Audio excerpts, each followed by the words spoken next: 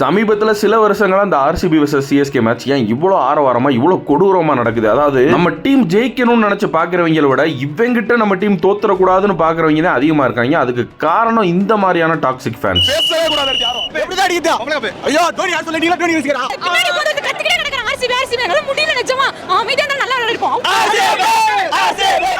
வாங்கடா சின்ன சாமிக்கு வாங்கடான்னு மறுபடியும் நம்ம கிட்ட வந்து நீ சின்ன சாமி வந்தாலும் எங்க பெரிய சாமி தான் அங்க மாசு ஹிஸ்டரி எடுத்து பாரு. ஆர்சிபிக்கும்